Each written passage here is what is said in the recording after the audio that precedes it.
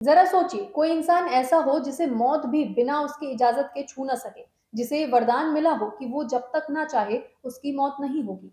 ऐसा ही एक महान योद्धा थे भीष्म पितामह, भारत के वो किरदार जिनकी बातों में गहराई थी और जिनकी कस्मों में ताकत। अब सवाल उठता है, उन्हें इच्छा मृत्यु का वरदान मिला कैसे? तो चलिए चलते हैं उनकी कहानी की शुरुआत की ओर।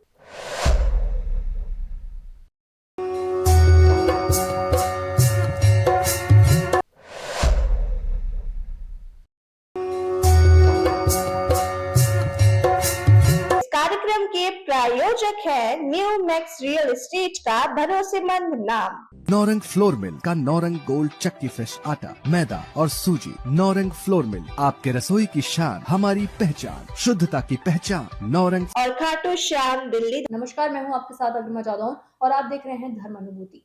भीष्म पितामह का असली नाम था देवव्रत। वो हस्तिनापुर के राजा शांतनु और गंगा माता के पुत्र थे। बचपन से ही वो बुद्धिमान, वीर और बेहद निष्ठावान थे। समस्या तब खड़ी हुई जब राजा शांतनु को एक और स्त्री यानी कि मात्स्यगंधा सत्यवती से प्रेम हो गया। शांतनु उनसे विवाह करना चाहते थे, लेकिन सत्यवती के पिता की एक शर्त थी, उनकी संतान ही हस्तिनापुर की गद्दी पर बैठे। अब बात तो सीधी थी, लेकिन देवव्रत पहले से युवराज घोषित हो चुके थे, तो राजा शांतनु मुश्किल में आ गए। इधर बेटे ने देखा कि पिता दुखी हैं और जिसके बाद देवव्रत ने लिया इतिहास का सबसे बड़ा त्याग।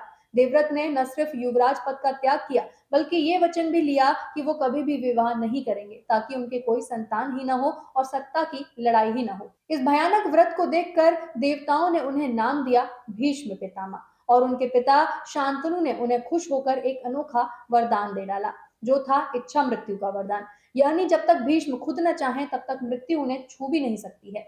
और यही वरदान उनके जीवन की सबसे बड़ी पहचान भी बनी। महाभारत के युद्ध में जब भीष्म पितामह बाणों की शैया पर थे, तब भी वो नहीं मरे, क्योंकि उन्हें मरना ही नहीं था।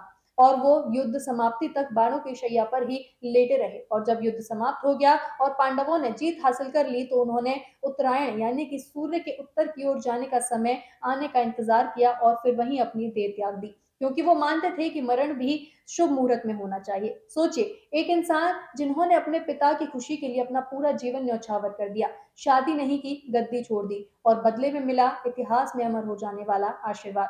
भीष्म पितामह सिर्फ एक योद्धा नहीं थे, वो त्याग, मर्यादा और निष्ठा की जीती जागती मिसाल थे। और जब भी बात आती है वरदान और त्याग की, तो सबसे पहले नाम आता है भीष्म पिता का और उनकी भीष्म प्रतिज्ञा का। तो अगर आपको ये वीडियो पसंद आया हो तो इसे लाइक कीजिए, शेयर कीजिए और ऐसी ही कहानियां जानने के लिए देखते रहिए धर्म अनुभूति।